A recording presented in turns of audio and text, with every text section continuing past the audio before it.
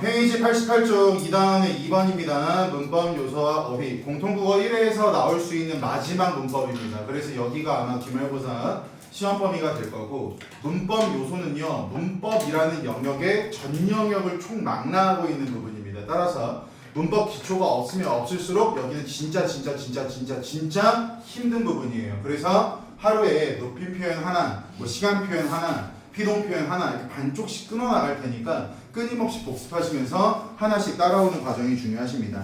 그럼 일단 88쪽에서 우리가 필요한 것만 보고 갈 텐데, 88쪽 알고 가기 보시면 아래도 두 번째 문법 요소라고 나와 있습니다. 이 소단원의 제목이 문법 요소니까 문법 요소가 무엇인지를 먼저 보고 들어가실 텐데요. 오른쪽 가겠습니다. 문법 요소란 여기 가로 문법적 의미를 실현하기 위해서. 그럼 문법 요소가 하는 역할과 기능이 뭐야? 라고 물어본다면 거기 나와 있는 것처럼 문법적 의미를 실현하는 역할을 한다, 실현하는 기능을 한다 라고 생각하고 계시면 되겠죠. 실현하기 위해서 사용되는 요소로 1번 높임 표현, 2번 시간 표현, 3번 피동, 4번 인용 표현이라는 게 존재한답니다.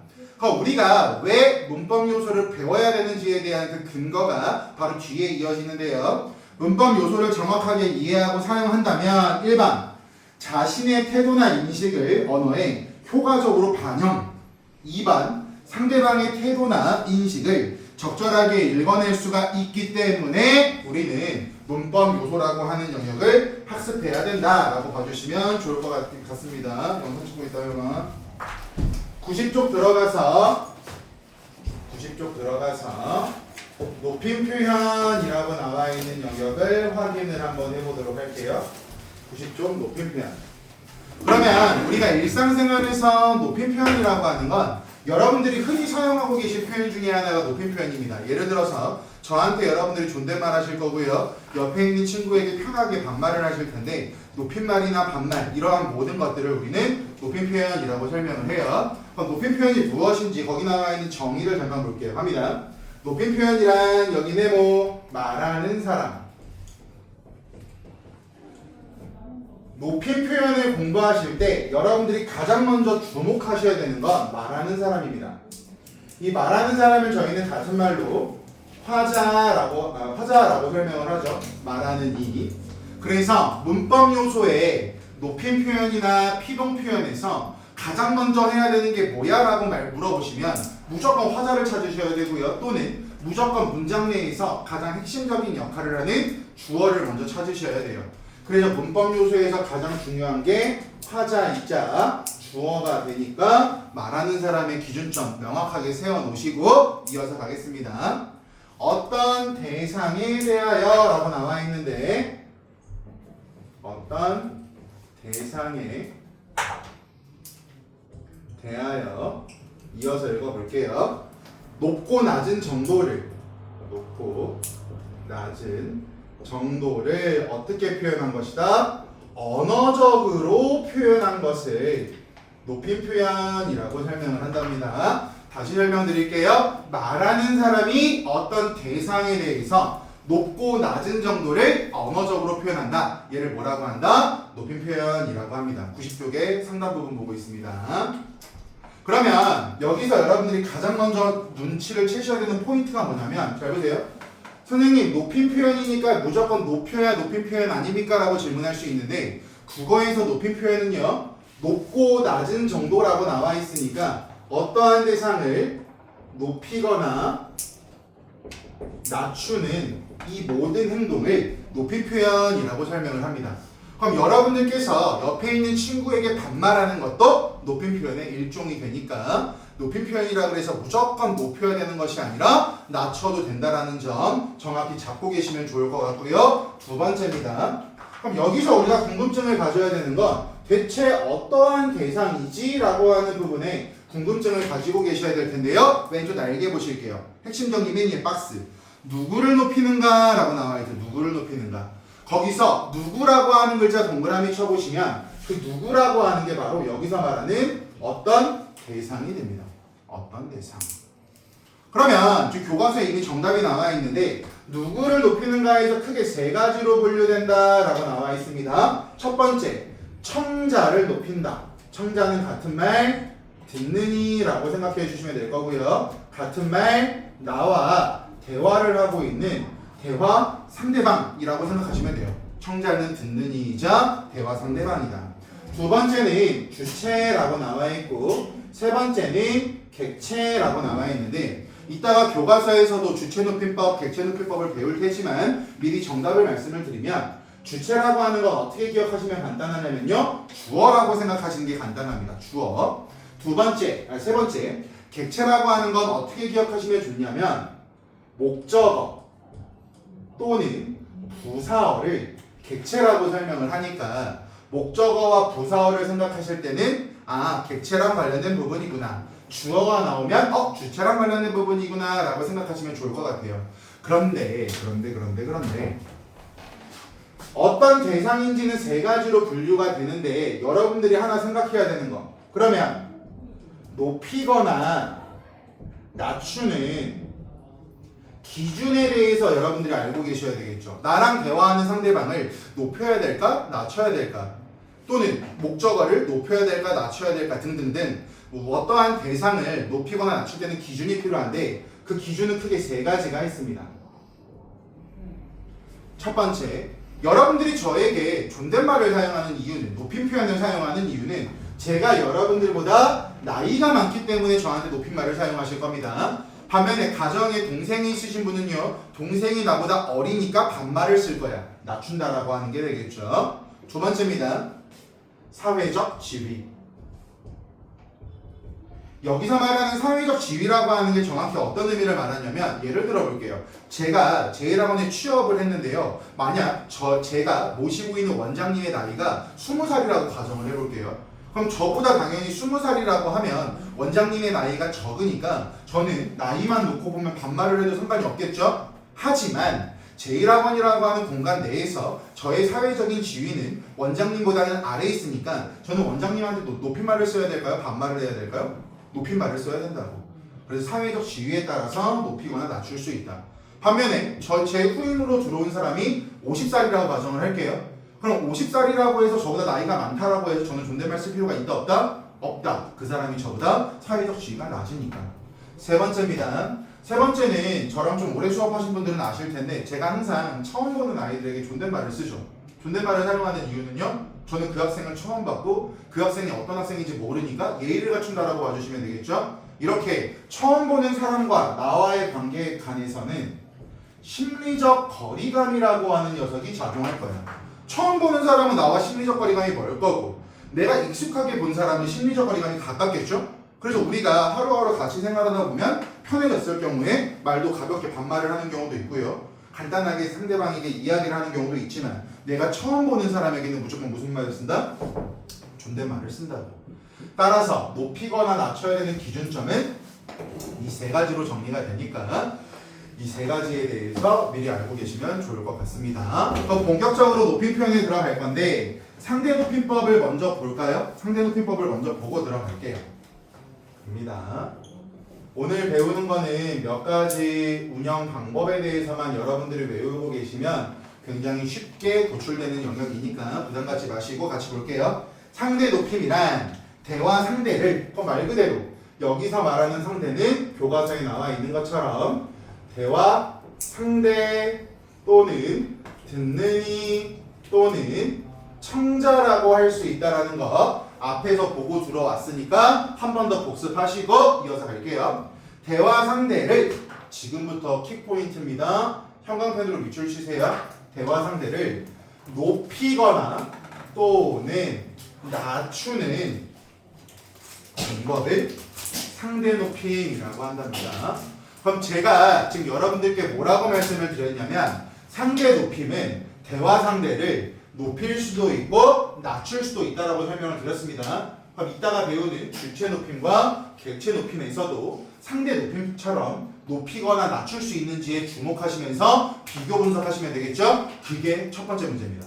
모든 높임법은 높이거나 낮출 수 있다. OX가 1번부터 5번까지 선지 중에서 가장 먼저 배치가 될 테니까 화살표 방향 정확히 기억하시고 이어서 볼게요.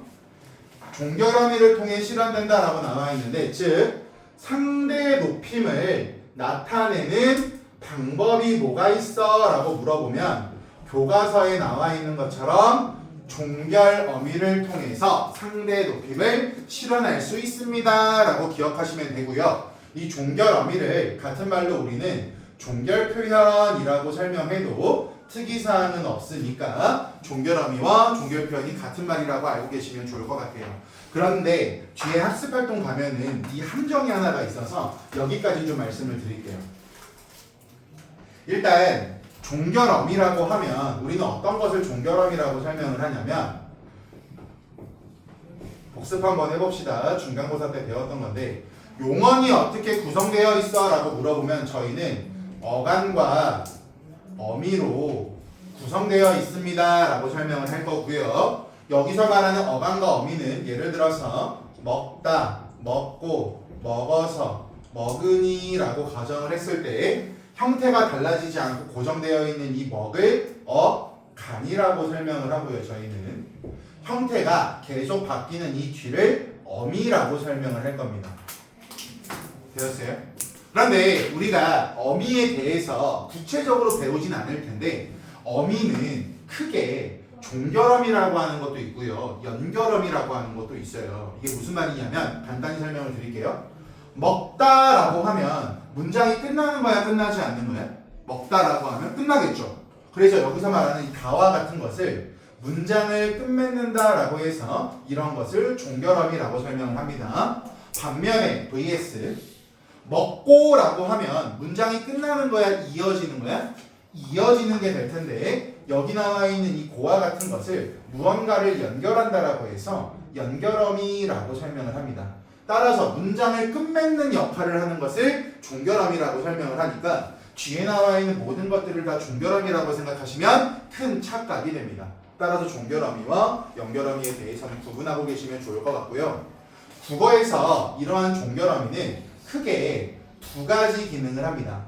첫 번째는 무슨 기능을 하냐면, 지금 저희가 보고 있는 것처럼 상대방을 높일지 말지 결정하는 상대 높임의 기능을 하고요. 그래서 종결어미를 보면 상대방 높였네, 상대방 낮췄네, 이 기준점을 여러분들이 가이드라인으로 잡아보실 수가 있고, 두 번째 2번입니다. 얘는 중학교 때 배웠어요. 야, 너 뭐뭐 해라 라고 했을 때 그 라라고 하는 건 문장을 끝맺는 종결어미죠. 그리고 해라라고 하면 내가 누군가에게 명령하는 명령문이 될 겁니다. 화면에 먹다 라고 말한다면 단순하게 나의 생각을 진술하는 평서문이 되는 것처럼 종결어미는 문장의 유형, 같은 말, 얘를 우린 종류라고 하는데 종류를 결정하는 기능을 합니다. 평서문이냐, 명령문이냐, 청유문이냐, 이런 것들을 결정하는 기능을 해요. 그래서 종결어미가 나왔을 때 이 두 가지의 기능까지 여러분들이 알고 계셔야 뒤에 나와 있는 학습활동과도 연결이 가능하시니까 해당 부분 가이드라인 잡아보시고, 이러한 상대높임법의 유형은요, 이 종결어미를 가지고 총 몇 가지로 구분이 되냐면 6가지로 구분이 됩니다. 6가지. 그래서 상대높임법에는 6가지가 있기 때문에 6가지를 외우셔야 되는데, 이 6가지를 크게 어떻게 나누냐면, 첫 번째 격식체, 두 번째 비격식체로 구분을 합니다. 격식체와 비격식체 표도 왼쪽 보세요. 왼쪽 보시면 상대높임의 유형이라고 해서 격식체와 비격식체 박스 나와 있죠. 별표 5개 받으시고 그게 문제의 지뢰밭입니다.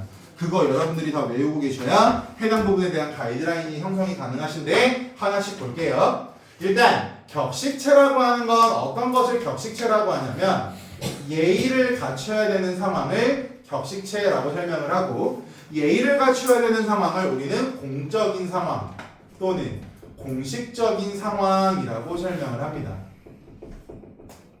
그리고 높이거나 낮추는 기준의 3번 심리적 거리감이라고 하는 것 때문에 격식체는 상대적으로 내가 심리적 거리감을 멀게 느껴지고 있는 사람 앞에서는 격식체를 사용해요. 그래서 어떨 때 격식체를 사용하고 어떨 때 비격식체를 사용하는지를 알고 계셔야 선택지가 다양해질 테니까 해당 부분 가이드라인 잡아놓으시고, 비격식체에서 비라고 하는 글자의 뜻은 아니답니다. 즉 격식체가 아니다라는 뜻이 비격식체가 되니까 비격식체라고 하는 것은 예의를 갖추지 않아도 되는 개인적인 또는 사적인 상황에 대해서 우리는 격식체라고 설명을 할 거고, 이럴 때는 굉장히 친근감이 느껴지거나 친밀감이 느껴질 때 우리는 비격식체를 사용합니다. 그럼 친근감과 친밀감이 느껴진다라고 하는 건 위에 나와 있는 용어를 가지고 그대로 뒤집어 보시면 심리적 거리감이 가까울 때 우리는 비격식체를 사용하겠죠. 그러면 6가지를 2가지로 쪼갠다라고 했을 때 격식체는 총 4가지, 비격식체는 총 2가지로 구분할 수가 있는데요. 왼쪽에 표 보실게요. 격식체는요 크게 4가지가 있습니다. 아주 높임, 예사 높임, 그리고 여기 형광펜으로 밑줄 예사 낮춤. 상대 높임법에는 낮춤 표현이 있다라고 했으니까 낮춤이 주목하셔야죠. 두 번째 아주 낮춤. 비격식체에는요 두루 높임이라는 게 있고요. 여기 밑줄 두루 낮춤. 두루 낮춤이 아니라 두루 낮춤입니다. 그래서 각각 그 6가지를 뭐라고 부르냐면 하십시오체, 하오체, 하게체, 해라체, 해요체, 해체라고 부른대요. 그럼 이게 대체 무슨 체를 말하는지 여러분들이 모르실 수 있으니까요. 본문 가서 본문의 그 초록색깔 박스 보실게요. 안전띠를 매십시오라고 나와 있네요. 그죠? 십시오 동그라미 쳐볼까요? 십시오의 형태로 끝나는 것을 우리는 하십시오체라고 설명합니다. 십시오의 형태로 끝나는 걸 하십시오체.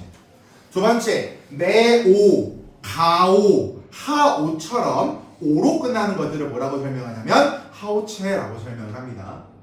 반면에 하계체 보실게요. 매개, 가게, 먹게 이런 식으로 개로 끝나는 것들을 하계체라고 설명을 하고요. 매라, 가라, 먹어라, 해라 이런 식으로 라로 끝나는 것들을 해라체라고 합니다. 거기까지 끊어보시면 거기까지가 격식체가 되겠죠. 거기까지가 격식체가 되겠죠. 반면에 뒤에 보실게요. 매요, 가요, 먹어요, 자요처럼 해요, 요자로 끝나는 것을 해요체라고 설명을 하고요. 매, 가, 하지마 이런 것처럼 간단하게 끝나는 반말 형태로 끝나는 것을 해체라고 설명을 합니다. 따라서 해요체와 해체는 묶어서 비격식체라고 기재를 해놓으시면 되겠죠.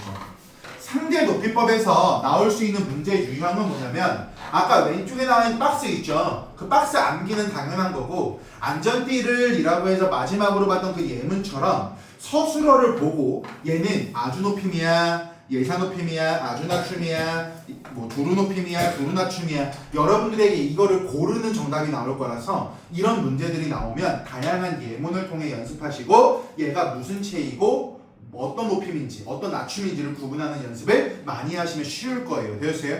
그래서 상대 높임이 가장 많이 헷갈리고 시간 투자가 많이 필요하신 영역이라는 거 확인하시고요. 두 번째 가겠습니다. 주체 높임. 주체 높임에 좀 생각해야 될 게 많아. 잘 봐야 돼. 지금부터 더 중요한 게 나오니까 교과서 볼게요. 주체 높임이라고 하는 건 서술의 주체를 이라고 나와 있는데 서술의 주체 가로쳐 보시면 얘를 같은 말로 뭐라고 설명할 수 있다? 문장의 주어라고 설명을 할 수 있다. 그럼 선생님 저는 문장에서 어떤 것이 주어인지 모르겠습니다 라고 하는 분들도 계실 텐데요. 여기서 말하는 주어라고 하는 건 예를 들어서 주어에 자격을 부여해주는 주격조사 이가를 통해서 나타내면 주어라고 설명을 할 거고 주격조사가 생략된 자리에 뭐가 올 수 있냐면 보조사 은는이 사용되어서도 주어를 나타낼 수 있습니다. 마지막 세 번째 단체를 나타내는 명사 뒤에 뭐 무학중학교, 금호고등학교처럼 단체를 나타내는 명사 뒤에 에서라고 하는 부사격 조사가 사용되면 얘도 주어의 역할을 해요. 그래서 만약에 문장에서 주어가 뭔지 모르시는 분들은 이거 외우신 다음에 찾으세요. 왜냐하면 높임 표현에서 말하는 사람이 제일 중요하다라고 했으니까 저기서는 주어가 여러분들이 파악해야 되는 또 다른 하나의 영역이 되겠죠. 이어서 볼게요. 서술의 주체를 높이는 방법으로 라고 나와 있는데요. 높이는이라고 하는 거 형광펜치를 볼까요? 주체 높임에 상대방을 주체를 높일 수밖에 없대요. 그러면 아까 우리가 봤던 상대 높이법에서는 낮출 수도 있다라고 했지만 대상을 낮출 수도 있다라고 했지만 주체 높이법에서는 낮춤의 기능이 없네요. 되었어요? 그럼 지금까지 배운 거에서 낮춤의 기능은 오로지 상대 높임만 존재합니다. 차이점 확인되시죠? 지금 이어서 볼게요. 방법으로 1번 앞에 1번 지금부터 뭐가 나올 거야? 주체 높임의 방법이 나올 텐데 첫 번째 1번입니다. 선, 어말, 어미, 의시를 사용하거나 라고 나와 있습니다. 1번 선어말, 어미, 의시. 그럼 선어말, 어미, 의시에서 일단 여러분들께 설명해야 되는 거 잘 보세요. 이 괄호 나와 있는 부분 있죠? 이 괄호는 어떻게 하라는 거냐면 괄호를 남겨서 의시라고 적어도 돼. 또는 괄호를 지우고 시라고 적어도 돼. 두 가지라고 봐주시면 돼요. 의시와 시. 두 번째, 선어말음이라고 나와 있는데 이 선이라고 하는 글자는 무슨 뜻이냐면 먼저란 뜻이고요. 먼저. 어말음이라고 하는 것은 쉽게 기억하기 위해서 종결음이라고 생각해 보세요. 종결음. 그러니까 우리 이미 종결음이 아까도 보고 왔죠, 그죠? 따라서 선어말음이라고 하는 게 무슨 뜻이야? 라고 물어보면 어간 뒤에 오면서 종결 어미 앞에 오는 이 녀석들을 우리는 뭐라고 설명한다? 선어말어미라고 설명한다. 어간 뒤에 오고 종결어미 앞에 온다. 되었어요? 그럼 예를 들어 드릴게요. 먹다라고 하는 말이 있는데 만약 이 먹다라는 말이 먹었다가 되었다고 가정을 한번 해볼게요. 먹다, 먹었다. 그러면 우리는 이미 이 먹이라고 하는 걸 어간이라고 알고 있고 다라고 하는 걸 어말어미 같은 말 종결어미라고 알고 있을 거예요. 그죠? 그럼 얘를 그대로 적용시키시면 여기 나와 있는 먹은 간이 될 거고 여기 나온 단은 미가 된다라고 하는 것도 어렵지 않으실 거면 되었어요? 그러면 이 가운데 있는 이 엇과 같은 녀석을 우리가 뭐라고 한다고? 선어말어미라고 한다고 되었어요? 근데 공부하다 보면 이 선어말어미를 찾는 걸 되게 힘들어하는 친구가 있는데 어떻게 하시면 간단하냐면 기본형을 떠올려 보세요. 기본형. 여기 선생님 어따가 하나의 형태소인지 끊어지는 건지 저는 구분을 못하겠습니다 라고 하시는 분이 계시다면 기본 형태를 떠올려 보시면 좋은데요. 이게 무슨 말인지 보여드릴게요. 가정해보자. 있으시다 라는 말이 있어요. 있으시다. 그럼 있으시다의 기본 형태는 뭐예요? 있다가 되니까 얘가 어간, 얘가 어말어미가 될 거예요. 되었어요? 그럼 기본 형태인 있다에 의시라고 하는 게 들어가 있으니까 이 의시라고 하는 건 원래 없던 녀석이 되겠네요. 그죠? 그러니까 어간 뒤에 있고 어말어미 앞에 있는 이 녀석을 선어말어미라고 하는구나 라고 생각하시면 된다고요.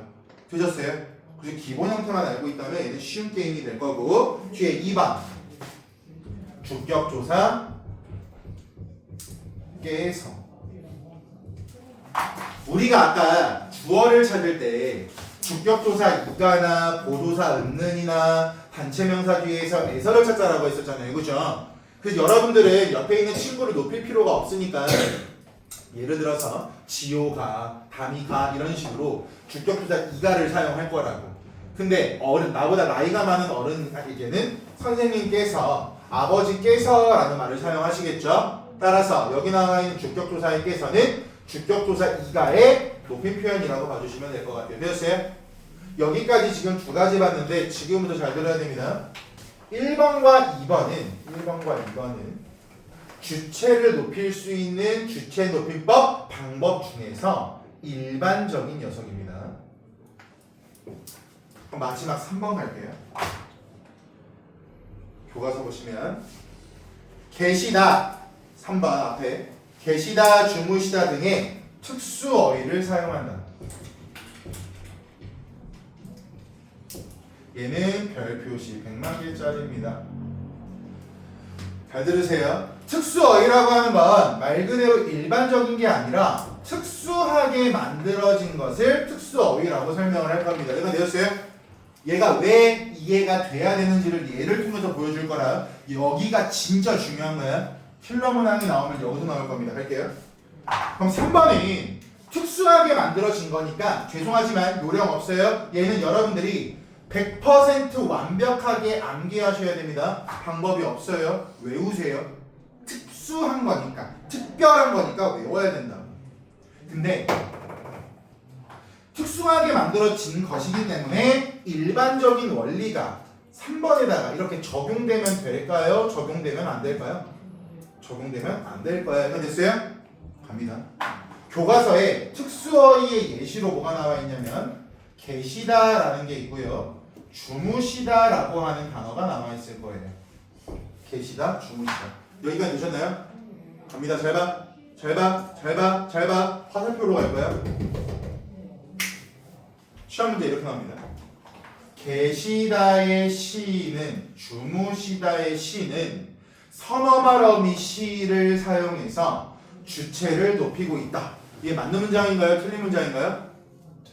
틀린 문장이죠. 그 이유가 뭐야? 일반적인 1번과 2번은 여기 적용된다고? 안 된다고? 안 된다고. 첫 번째 포인트. 계시다의 시와 주무시다의 시는 선어말 어미 시다 아니다?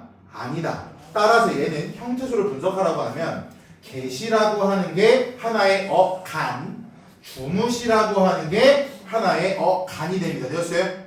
첫 번째 포인트, 두 번째 포인트 갑니다. 2번 기말고사 문제 이거 나온다. 잘 들어. 이거 안 나오면 퇴사할게. 아, 진짜 나온다니까.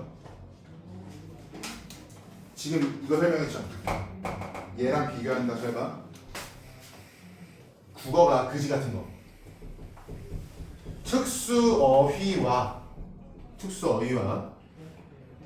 선어말 어미가 결합하는 경우가 있어요. 그럼 이제 지호는 머릿속에 멘탈 깨지기 시작하죠. 적용이 안 된다라고 했는데 갑자기 결합하는 거예요. 갑니다. 그래서 얘는 이렇게 구분하시면 돼요. 계시다, 주무시다, vs 뒤에 나와 있는 것으로 구분을 할 겁니다. 첫 번째 갈게요. 어떤 게 있냐면 진짜 중요한 거예요. 잘 보세요.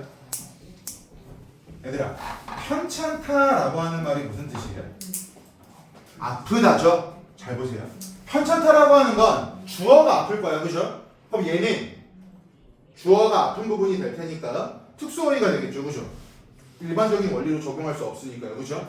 근데 얘가 어떻게 활용되냐면 편찬 의시다라고 활용이 돼요. 그럼 여기서의 의시는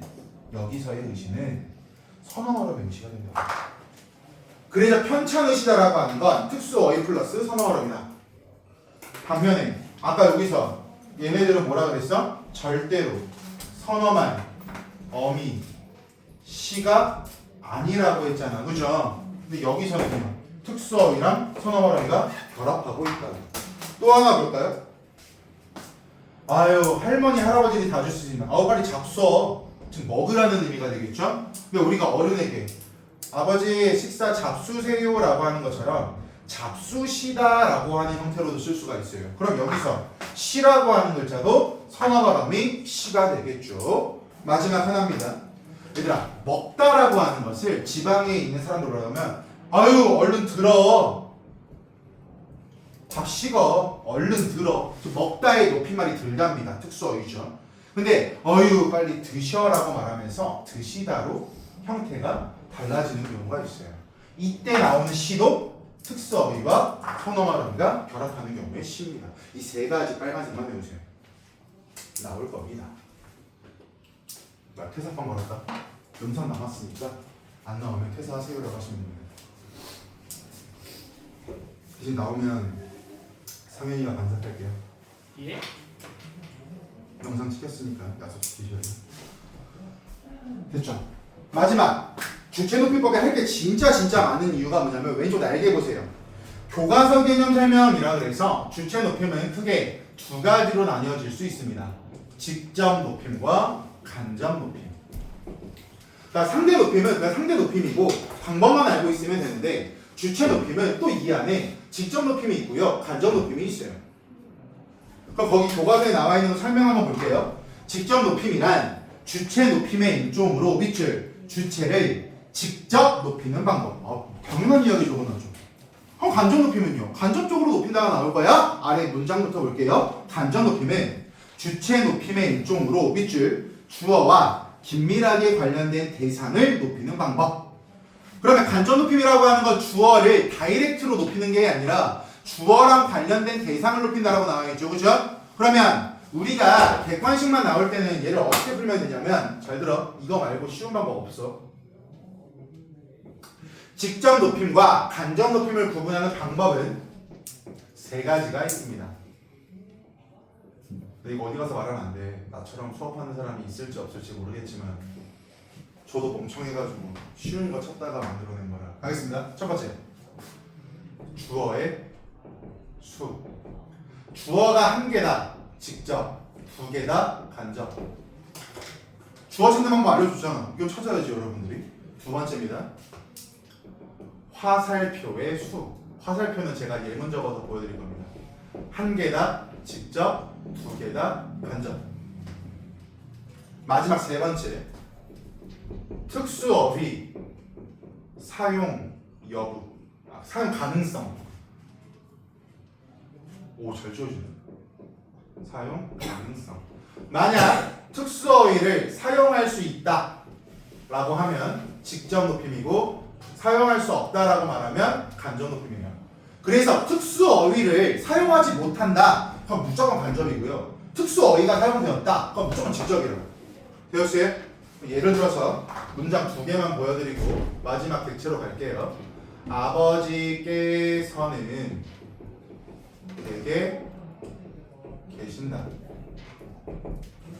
아버지께서는 돈이 많으시다. 갑니다.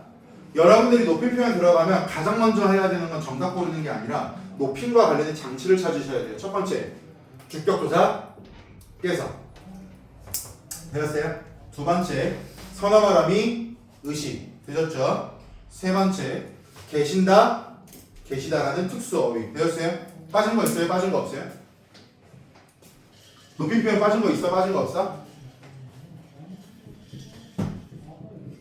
반말을 찍찍하니까 못 참네. 대기죠. 여러분 친구한테 뭐라 그래? 혹시 댁에 언제 가세요? 이렇게 말해? 야, 너 집에 언제 가라고 하잖아요. 그죠? 야, 밥 언제 먹을 거야? 라고 말하지. 진지 드셨어요? 라고 말하지 않잖아요. 그죠? 밥이나, 진지나, 연세나, 대과 같은 것들도 높임과 관련된 명사니까 이런 것들도 여러분들이 찾으셔야 됩니다. 되었어요? 갑니다. 3번부터 갈게요. 계신다, 특수어휘죠? 많으시다, 특수어휘 아니죠? 그럼 첫 번째 나와 있는 계신다는 뭐가 되는 거야? 직접 높임이야. 고민하지 마. 특수어휘 아니죠? 이게 뭐야? 간접 높임이야. 고민하지 말라고. 되었어요? 그럼 여기서 오해할 수 있는 부분. 선생님, 그럼 직접 높임은 무조건 특수어휘만 오는 건가요? 라고 생각할 수 있는데 아니요. 직접 높임은요, 특수어휘도 올 수 있고요, 선어말 어미도 올 수 있어요. 그런데 간접 높임은요, 오로지 선어말 어미나 온다라는 뜻이니까 오해하지 마세요. 되었어요? 특수어휘를 쓸 수 있다 없다로 지금 구분해 드린 거라고. 어차피 두 개 중에 하나는 직접이고 하나는 간접일 테니까. 두 번째 2번입니다. 화살표의 개수가 무슨 뜻이냐면, 잘 봐. 계시는 건 댁이 계신 거야? 아버지가 계신 거야? 잘 들어. 이거 따라해야 돼. 너희들이 문제 풀 때 써야 되는 거야. 계시는 건 댁이 계신 거야? 아버지가 계신 거야? 아버지가 계신 거야. 화살표 몇 개 나왔어? 하나. 많은 건 돈이 많은 거야? 아빠가 여러 명인 거야? 돈이 많은 거지. 아빠가 여러 명이면 막상 들어가잖아. 맞잖아, 지금. 지호야, 이건 누구 거? 아빠 거. 아빠 거. 화살표 몇 개 나왔어요? 두 2개. 간접.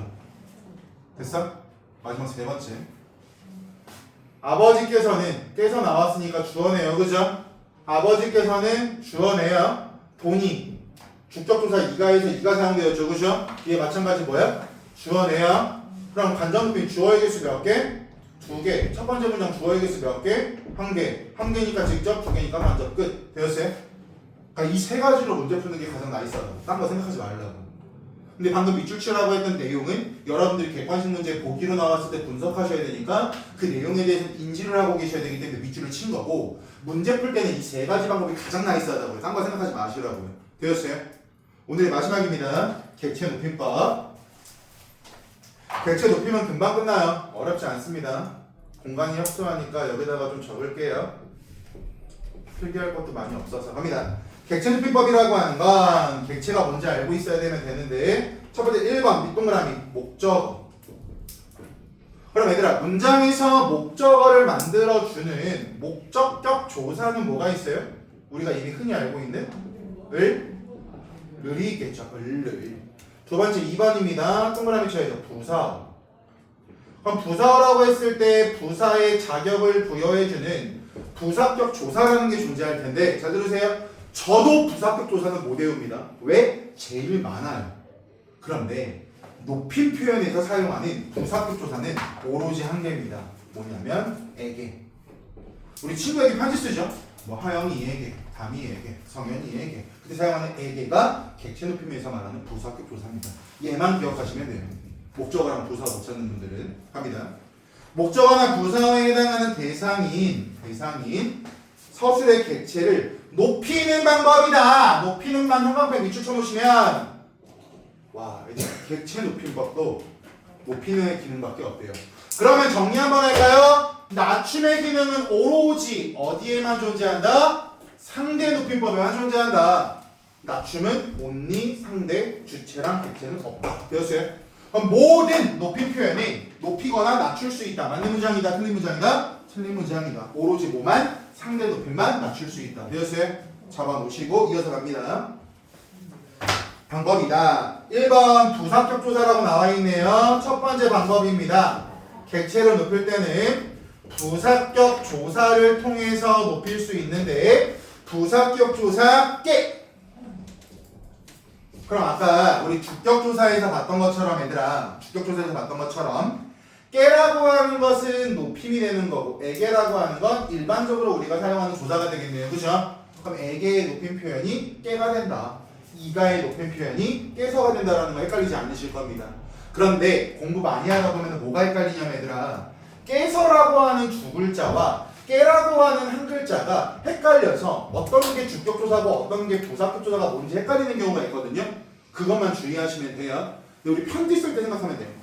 하영이에게, 선생님께, 그것만 생각하면 아, 부사어다라고 생각하시면 됩니다. 되었어요? 단, 잘 들어. 단. 목적격 조사 관련된 높임 표현은 별도로 존재하지 않아요. 그냥 을은 거야. 그래서 우리가 제일 쉽게 아는 거, 목적격 조사 목적격 조사 이러고 있는 거라고요. 되었어요? 두 번째 2번 갑니다. 밑줄, 모시다, 뵙다 등과 같은 특수어휘래. 그러면 특수어휘 같은 경우에는 특수한 녀석이니까 제가 여러분께 부탁했죠. 요령 피우지 말고 100% 뭐 하라고? 암기하라고. 그냥 어쩔 수가 없다고. 암기하라고.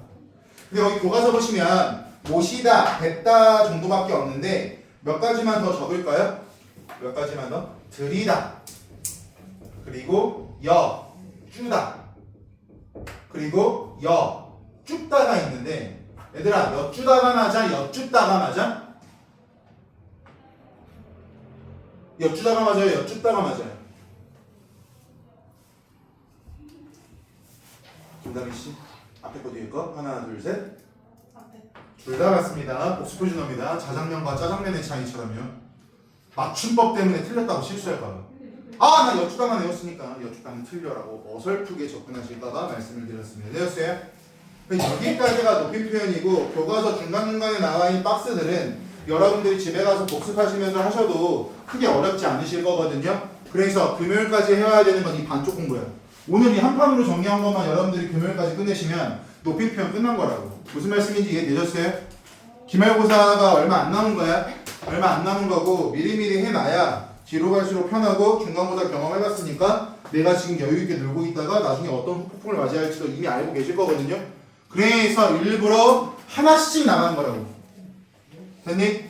그래서 금요일까지 과제는 빈칸은 금요일날 드릴 겁니다. 오늘 안 줄 거야. 복상 다 해놨는데. 그리고 첫날인데 빈칸까지 주면 너무 가혹해서 빈칸은 안 줄 거지만 반쪽에 대한 암기는 꼭 하고 오셔야 됩니다. 아시겠어요? 그래야 시간 표현할 때 선어 발음이가 또 나와. 되었어요? 그래서 자연스럽게 이어지게 스피드가 붙어야 되니까 그 부분에 대해서 기억하고 오시면 좋을 것 같습니다. 되었죠?